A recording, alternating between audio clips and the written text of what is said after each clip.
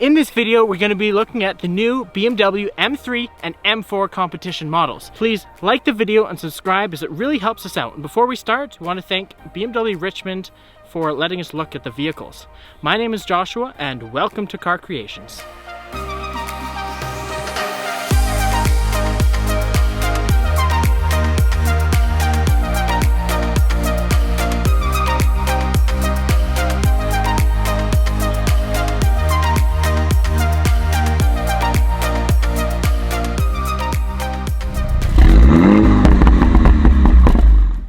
Okay, so we're going to start with a bit of a walk around of the M3 competition. First thing to note is these amazing matte gray rims. I absolutely love those.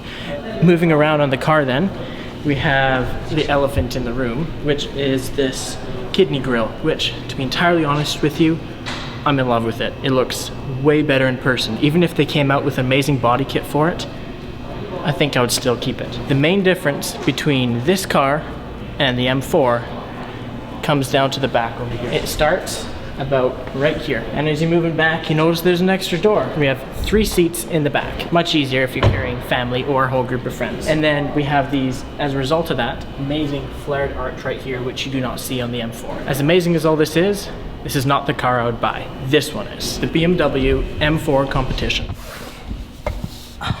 Let's start with the interior. First thing to notice is this amazing steering wheel. It's got all these flattened buttons, has carbon all around it, and the M1 and M2 buttons. But one of my favorite parts about it is these new carbon fiber paddle shifters. They look absolutely spectacular and are so much better than the previous generation of the M4. Moving on then, we have the new gauge cluster, as well as the infotainment system. So first of all is this amazing infotainment system. I feel like it's a lot more integrated into the center console of the car than previous generations, and it's the same as any other G series. So it's touchscreen, and this is the home screen here.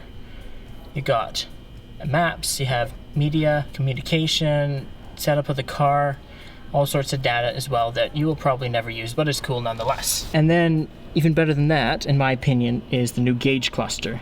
It just looks spectacular. It covers the entire front, and there are so many different modes. It's hard to see in the light, but it's the same as all other G series as well, with a few cool extra upgrades for the M4 competition. Next, I want to talk about some of the ambient lighting. So as you can see in the door here, I absolutely love this ambient lighting. It's subtle and stays just underneath the vents all the way along, as well as, is this lighted? I think this is lighted. It is lighted, but there's a sticker on it, so it's a little bit blue. Looks really cool though, this M4 in the backs of the seats. Another thing to note, these are not the sport seats, they are just the comfort seats, so they don't have that nasty thing in this between your legs that makes it very uncomfortable to move your feet and legs around and adjust yourself. I feel like I could sit in this forever. Why not just stay here? I'm moving in. Okay, can I have the back seat? It's a $100,000 house, basically. Yeah. You can sleep in the back seat, sure. This or a trailer? Yeah, right? I'd way rather own this than a trailer and RV. All right, so one of the things that I personally love about the interior of this car is all this carbon fiber. Like, this carbon fiber weave is amazing. You have amazing feeling soft materials, which, oh yeah. Yes, amazing. One of my other favorite features is this huge big start-stop button on the center console. Hashtag race car, right? And then we have this subtle M4 competition logo, and then we have a M mode. So you press M mode, and you can automatically change to all the most performance-centered features of the car. The quality is amazing. Like, this carbon fiber just feels luxurious. It's been so hard to actually take B-roll in here because there's so much glare off of this material. Like, even this. Like, this is like a silver gunmetal like finish here, and it's just light bounces off of it, and like this leather, this every detail is amazing. Like these 3 little stitches, one red, one blue, one white, everywhere. Alcantara. Oh yeah, lots of room in here. USB-C. I guess coming from a Mini M, this is very spoiling for me. Okay, so now we want to talk a bit about the exterior of this car. First of all, these mirrors, I prefer the old ones better. These ones are a little bit too square. In my opinion, they don't quite fit it, but it is modern and everything is kind of moving towards that. We've go between. Cars used to be square and then they go around and now they're going square again. Moving on then, around the car, this part here is kind of like a fake vent. I know a lot of car journalists don't like it. I think it looks cool, except that this is like a fake kind of plastic, and I don't really like that. But the M4, where it says M4 competition in there, looks really cool. And the M3 has it as well, in the same spot. It says M3 competition. Moving on then to these wheels. They're an amazing diamond cut sort of wheel. Finish, it's been smoked out and it looks really amazing. The brakes, you can get an option of ceramic, but these ones are just steel brakes. Really big though, they look really cool. Something to note though, although the front calipers look amazing, the rears don't look that great at all. They're really small and they have this weird little M badge in there, which I'm not a huge fan of. I think they should be a little bit bigger, more similar to the ones on the front. Continuing on then to the front of the car, these headlights, these are the laser headlights. Someone's having too much fun in their car.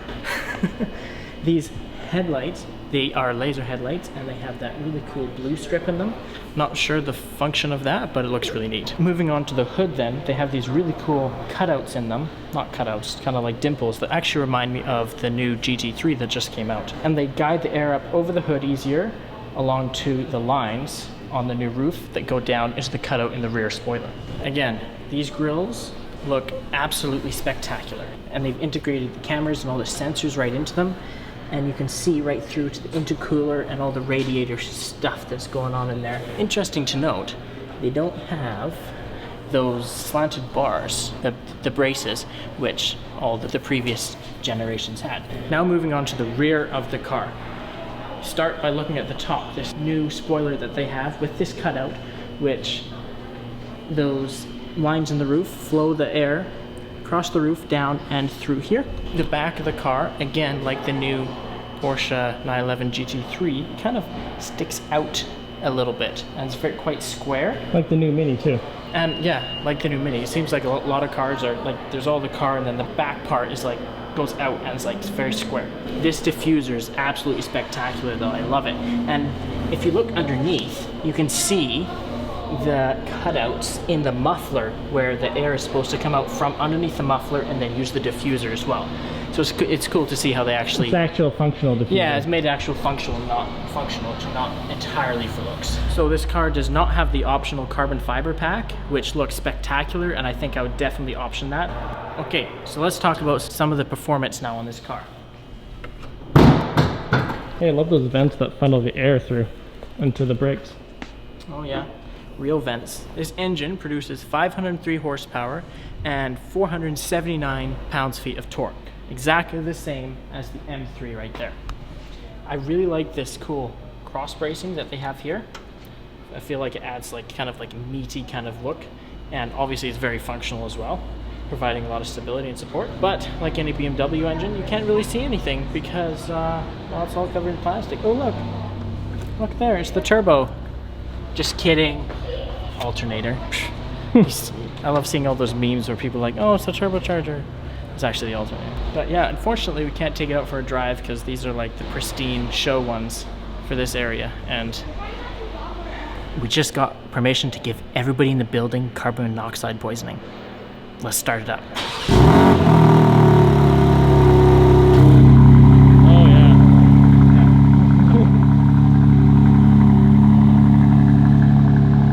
Okay, that sounds amazing. We put it in M2 mode, which is all the valves open and everything. Wow, I like it. Okay, M4? Okay, yeah, let's start the M4 now.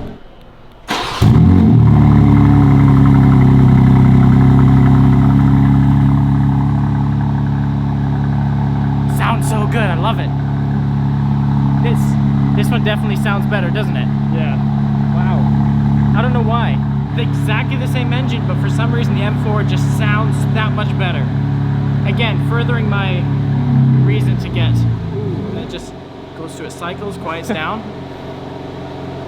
Cool start in M4, everyone. Let's go. Put down payment. Let's go. Should I just drive it out right now? Or Yeah. should I?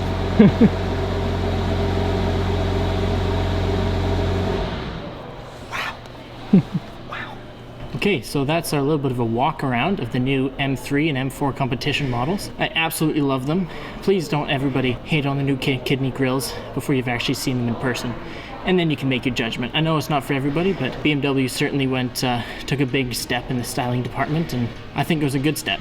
So please make sure you like our videos and subscribe. Maybe one day when we reach more subscribers, we'll be able to drive cars like this. But most of all, appreciate the cars that you have now and head out and use them for what they're for.